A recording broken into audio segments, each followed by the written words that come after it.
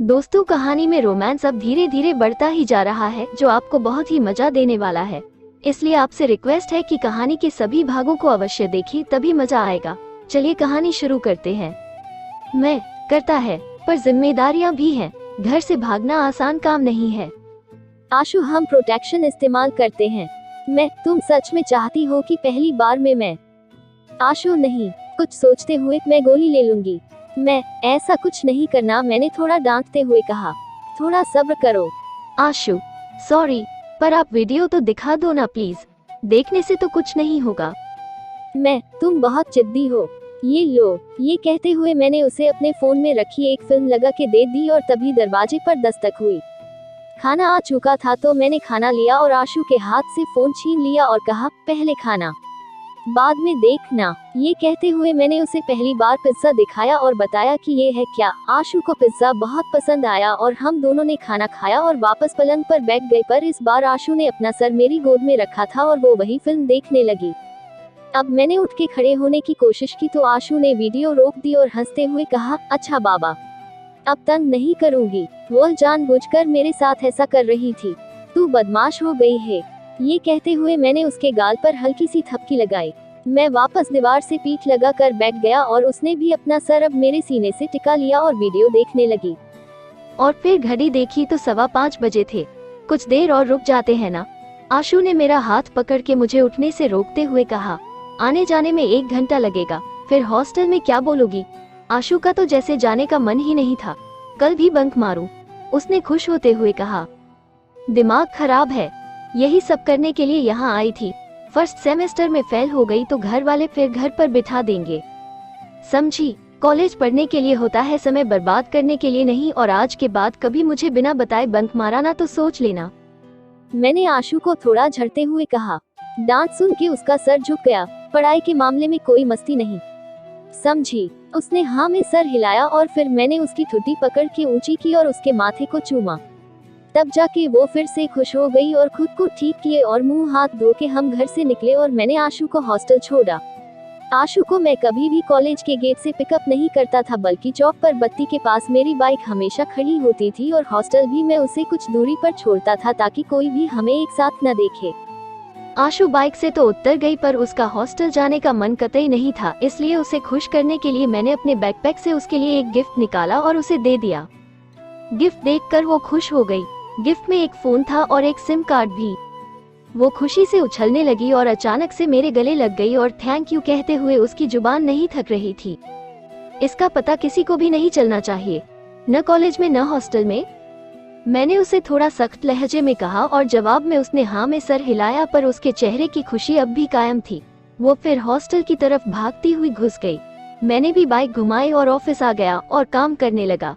ये मेरा रोज का काम था कि शाम को जल्दी आशु को मिलने पहुंचो और आशु को हॉस्टल छोड़ के ऑफिस देर तक बैठो और फिर देर रात घर पहुंचो और बिना खाए पिए सो जाओ। बॉस इसलिए कुछ नहीं कहता था कि उसे काम कंप्लीट मिलता था, पर मेरी कई बार रेल लग जाती थी।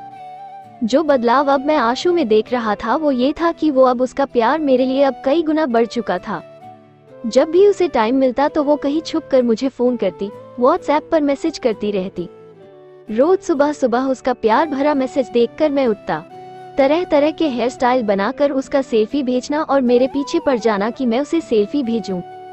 जब भी हम मिलते तो वो मेरा हाथ थाम लेती और तरह तरह की फोटो खींचती, कभी मुझे किस करते हुए तो कभी पोर्ट करते हुए और बहाने से मुझे किस करती। कभी इस पार्क में, कभी उस पार्क में, कभी किसी कैफे में, और यहाँ तक कि एक दिन उसने एक पुराने खंड जाने की भी फरमाइश कर दी। ये खंड प्रेमी जोड़ों के लिए जन्नत था, क्योंकि यहाँ कोई आता जाता नहीं था। जब हम वहाँ पहुँचे तो वहाँ कोई जगह खाली नहीं थी, पर आशु मेरा हाथ थामे मुझे खींच के अंदर और अंदर ले जा रही थी। उसे तो जैसे भूत प्रेत का कोई डर ही नहीं था। अंदर पहुंचकर वो मेरी तरफ मुड़ी और अपनी बाहें मेरे इर्द गिर्द लपेट ली। फिर वो अपने पंजों पर खड़ी हो गई और मेरे होठों पर किस कर दी, और इधर आशु ने अपनी बाहें मेरे गले में डाल ली। हम अपने प्यार में इतना मग्न थे कि आसपास की कोई खबर ही नहीं थी। जब जेब में फोन बजा तब जाके होश आया।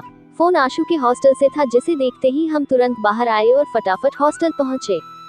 इस शनिवार हमें घर जाना था तो मैं सुबह सुबह आशु को लेने हॉस्टल पहुंचा। रास्ते भर आशु मेरी पीठ से चिपकी रही और हमारा एकमात्र हॉल वो ढाबा ही था जहाँ रुककर हम चाय पीने लगे। आशु, तो अब हम अपने रिश्ते को आगे कब लेकर जा रहे हैं? मैं, आगे मतलब? आशु, मैं, वो सब शादी के बाद। मैं, आशु, मैं इस बारे में अब कोई बात नहीं करूँगा। नहीं मतलब नहीं, मैंने गुस्से से कहा।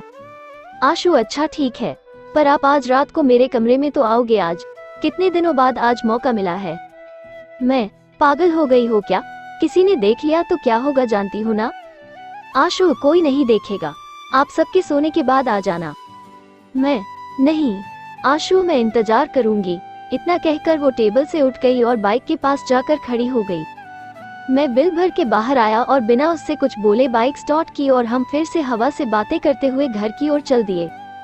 रास्ते में आशु उसी तरह मुझसे चिपकी रही, पर मैंने उससे और कोई बात नहीं की। हम घर पहुंचे और आशु ने सबके पैर छू के आशीर्वाद लिया और मैं सीधा अपने कमरे में घुस गया और बिस्तर पर पड़ गया। कुछ देर बाद आशु ऊपर आई और मेरे कमरे में झांकते हुए निकल गई। वो समझ गई थी कि मैं उससे नाराज हूँ। उसी ने घर पर आज खाना बनाया और फिर सबके साथ बैठ के यहाँ वहाँ की बातें चलने लगी। हमेशा की तरह आशु भी कोने में बैठी बातें सुनती रही, पर मेरा सर भना रहा था, सो मैं उठ के बाहर चला गया। कुछ ही दूर गया हूँगा कि पीछे से प्रकाश की आवाज आई और फिर उसके साथ खेत पर बैठकर माल फूका। रात 8:30 बजे घर घुसा तो घर वालों ने ताने मारने शुरू कर दिए कि इतने दिन बाद आया है, ये नहीं कि कुछ देर सबके साथ बैठ जाए। मैं बिना कुछ कहे ऊपर गया और तौलिया लेकर नीचे आकर नहाया और ऊपर कमरे में टी शर्ट डालने ही वाला था कि मुझे आशु ने पीछे से जकड़ लिया। मैंने तुरंत ही उसे खुद से दूर किया। दिमाग खराब है तेरा? गुस्से से लाल मैंने टी शर्ट पहनी और नीचे जाकर सबके साथ बैठ गया और बातों में ध्यान लगाने लगा।